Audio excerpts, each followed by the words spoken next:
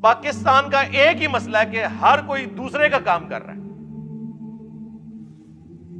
ایک مسئلہ ہے. وہ ہمارے جو ایکس چیف جسٹس صاحب تھے, کبھی ہاسپٹل میں پہنچے ہوتے تھے, پھر انہوں نے کہا تھا میں نے ریٹائر ہو کے جو ہے وہ ڈیم فنڈ کے لیے جو ہے وہ خیمہ لگا لینا ہے وہاں پہ, پوری قوم کو بڈ بنا کے چلے گئے.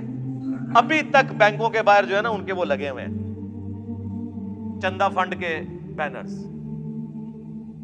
لیکن ان سے کو پوچھ لے کہ سر یہ بتائیں کہ اس وقت پینڈنگ کیسز کتنے ہیں, تو وہ آپ کے اوپر توہین عدالت لگا دیں گے.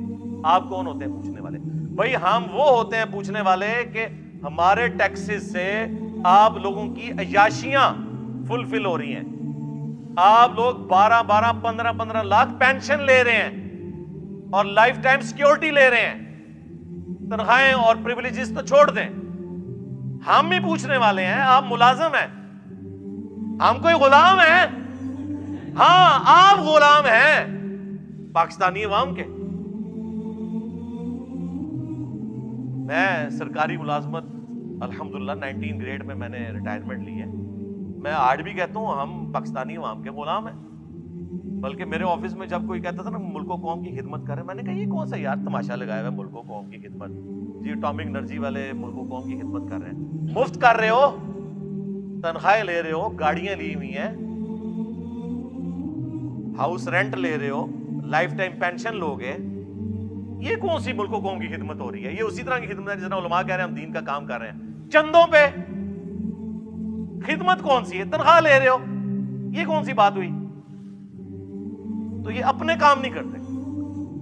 جس طرح عدلیہ کی پالیٹکس میں انوالومنٹ کی وجہ سے پاکستان میں کروڑوں لوگ افیکٹنگ ہیں, کیسز کے فیصلے نہیں ہو رہے, بندے مر جاتے ہیں جیل میں, بعد میں 22 سال بعد پتہ چلتا ہے بندہ بے قصور تھا. دادا کیس کرتا ہے اور پوتا اس گھر میں شفٹ ہوتا ہے, اور بعض اوقات وہ بھی نہیں ہوتا. میرے اپنے کچھ کیسز پینڈنگ پڑے ہوئے کئی سالوں سے بڑی عدالتوں کے اندر, چھوٹی تو چھوڑ دیں آپ. دوسری طرف فوج بھی جب پالیٹکس میں مداخلت کرے گی, میں اکثر سوچتا ہوں کہ پاکستان کی جو پولیٹیکل سچویشن ہے, خصوصاً کچھ عرصے سے جو عمران خان صاحب کو نکالے جانے کے بعد بنی ہوئی ہے, میں سوچ رہا تھا کہ ہماری جو فوج کی قیادت ہے, جو بڑے ہیں, وہ شام کے وقت جب بیٹھتے ہوں گے تو وہ اپنے کاموں کو سوچ رہے ہوں گے یا یہ پالیٹکس کو ڈسکس کر رہے ہوں گے؟ آپ کا کیا خیال ہے ویسے بتائیں مجھے. ظاہر ہے ان کو یہ خطرہ ہوگا آج فلانے نے ساڑھے خلاف بیان دے دیتا, آج فلانے نے دے دیتا. ایسی صورتحال کے اندر جو اصل کام ہے فوج کا اور اداروں کا, وہ بیچارے کس حد تک کر سکیں گے؟ اور یہ بیچارے میں وہ خود ان کا اپنا بھی قصور ہے, میرے بیچارے کوئی نہیں رہے. تو اس وقت دل سے کوئی جماعت بھی ان کے لیے ایک جملہ ہمدردی کا بولنے کے لیے تیار نہیں ہے, الٹا خلاف کمپین چلا رہے ہیں. یہ بھی جو کچھ آپ کو پتا ہے وہ ہیلی کاپٹر میں کچھ فوجی شہید ہوئے اور کس طرح پھر کمپین سوشل میڈیا کے اوپر چلی. اور یہ تو وہ ہے جو آپ کو نظر آ رہی ہے. آپ لوگوں سے پوچھیں, آپ ہوٹلوں پہ جا کے ٹیبل ٹاک کریں, آپ کو اندازہ ہوگا کہ میں نے تو اپنی زندگی کے اندر کبھی بھی اداروں کے لیے وہ نفرت نہیں دیکھی ہے جو اس وقت ہے. ایک پی ٹی آئی بچی ہوئی تھی نا جو دفاع کر رہی تھی, آج سب سے زیادہ ان کی زبانیں کھلی ہوئی ہیں فوج کے خلاف. رہ گئی نون لیگ, پیپلز پارٹی, JUIF. وہ اگر کوئی جملہ بولیں گے بھی تو بس جنہوں کہتے ہیں گونگلواں تو مٹی چاٹنے ہستے, اندر سے وہ بھی خوش ہیں کہ ٹھیک ہو رہے ہیں نا. ہاں تو یہ ہے ملکوں کی تباہی کا آغاز کہ جب پاکستان کے ادارے پاکستان کی عوام کی نظر میں بے عزت ہو جائیں, بے توقیر ہو جائیں. آپ لوگ سمجھ رہے ہو شاید کسی کو وسوسہ آ جائے کہ ہم کوئی ان کے ایجنڈے کے اوپر بات کر رہے ہیں. نہیں میرے بھائی, ان کے ایجنڈے پہ بات کر رہے ہوں تو ہم مجرم عوام کو قرار دیں. ہم تو کہہ رہے ہیں یہ آپ کی ہوئی آگے آئی ہیں, عوام مجرم نہیں ہے. ہمیشہ بڑے اور لیڈرز مجرم ہوتے ہیں جس طرف عوام جاتی ہے, ان کی پالیسیز کا رزلٹ یہ نکلتا ہے. جس طرح ہم نے نان اسٹیٹ ایکٹر پال کے جو کچھ نکالا رزلٹ, FATF کی تلوار لٹکی, ٹھیک ہے جی, پھر جو کل تک ڈان لیگز تھی وہ پاکستان کی پالیسی بن گئی. تو سمجھ آئی نا کھا کے کہ ہاں یار یہ کام نہیں ہونا چاہیے, صرف فوج کا کام ہے. پھر ضرب عضب بھی, رد الفساد بھی, یہ ساری چیزیں ہوئی. اور اب جو ہے وہ D G I S P R کی آدھی پریس کانفرنس یہ ہوتی ہے کہ ہمارا سیاست سے کوئی تعلق نہیں, ہمارا سیاست سے کوئی تعلق نہیں. سرکار یہ روزانہ 100 دفعہ آپ تسبیح کھینچے نا, 100 دفعہ, ہاں, اور 100 سال تک کھینچتے رہے, پھر بھی اس قوم کو یقین نہیں آنا جب تک پریکٹیکلی آپ اس کو امپلیمنٹ کر کے نہیں بتائیں گے. یہ ذہن میں رکھیے گا, اس طرح نہیں, جب تک آپ کچھ کر کے نہیں دکھائیں گے. اور پھر آج تو سوشل میڈیا اتنا پاورفل ہے کہ کسی کی کوئی بات چھپی بھی نہیں رہ سکتی.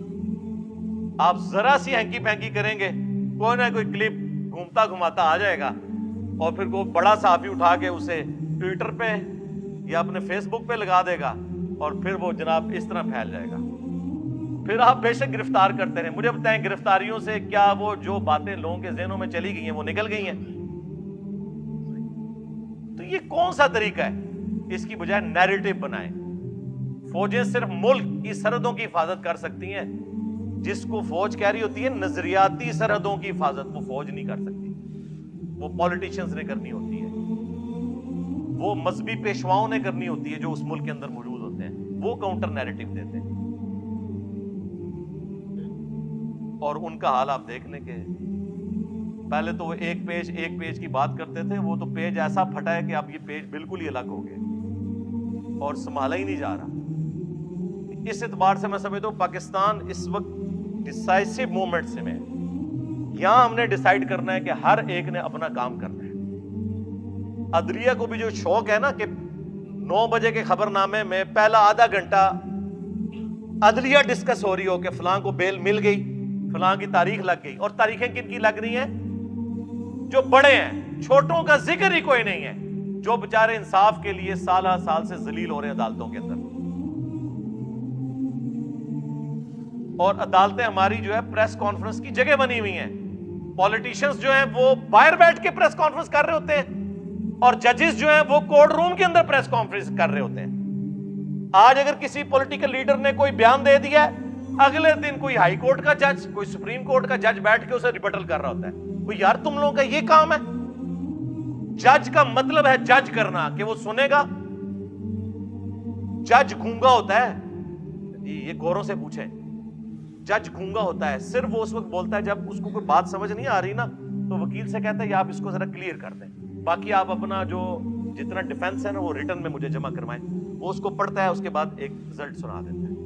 امریکہ میں جج مرتے دم تک جج ہوتا ہے, ریٹائر نہیں ہوتا. سب سے قیمتی انسان دنیا میں اللہ کی کرسی پہ جج بیٹھا ہوا ہے.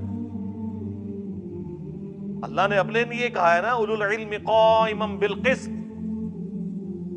اہل علم کا کہا کہ جو اللہ انصاف کے اوپر قائم ہے اس کے ایک ہونے کی گواہی اہل علم دیتے ہیں. اللہ نے ترازو نازل کیا. انبیاء کا بھی جب ذکر آیا تو کہا کہ کتابیں نازل کی اور ترازو قائم کیا. اور ہمارے ترازو کی آپ حالت دیکھ لیں کیا ہوئی ہے. پہلے ہی عوام کو پتا ہوتا ہے جناب اے جج بیٹھے نے, اے رزلٹ آئے گا. ہاں تو ٹھیک ہے یار, پھر عوام کو بٹھائیں اپنی سیٹوں کے اوپر, پھر بیان دیتے ہیں ہم جو ضمیر کے مطابق فیصلہ کریں گے. واہ, یہ کون سا دنیا کا قانون ہے کہ ضمیر کے مطابق فیصلہ کریں گے؟ قرآن تو کہتا ہے آپ کو اپنے خلاف گواہی دینی پڑے, اپنے رشتہ داروں کے خلاف گواہی دینی پڑے, آپ نے انصاف کے اوپر فیصلہ کرنا ہے, ضمیر کے مطابق نہیں, قانون کے مطابق فیصلہ کرنا ہے. عوامی امنگوں کا مکمل خیال رکھا جائے گا, یعنی جتنے لوگ ہماری تصویریں لگا کے اس پہ جو زیادہ جوتیاں مارے گا نا اس کے حق میں فیصلہ کریں گے, کیونکہ ان سے ہمیں زیادہ ڈر لگتا ہے ٹرولنگ سے. یہ ہوتی ہیں عوامی امنگیں. میں چونکہ ایک ایسی پوسٹ کے اوپر بیٹھا ہوں کہ میرے لیے یہ سب کے سب لوگ اسٹوڈنٹ کی حیثیت سے,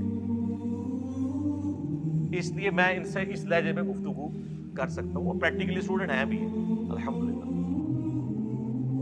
کوئی تو ہونا چاہیے نا جو بڑوں کے بھی کان کھینچے کہ یار آپ لوگ کیا کر رہے ہیں, کیونکہ صحافیوں کے اوپر تو پھر یہ مقدمات بنا دیتے ہیں, کبھی توہین عدالت, کبھی غدار وطن, کبھی کچھ. تو کم از کم جو न्यूट्रल प्लेटफॉर्म से हैं, ये न्यूट्रल वो वाला नहीं, इमरान खान साहब वाला नहीं, अनबाइस्ड, जैसे इस लफ्ज को बदनाम कर दिया, अनबाइस्ड कहना चाहिए, गैर जानिबदार। तो वो लोग कम से कम इनको होश दिलाएं कि यार होश के नामुन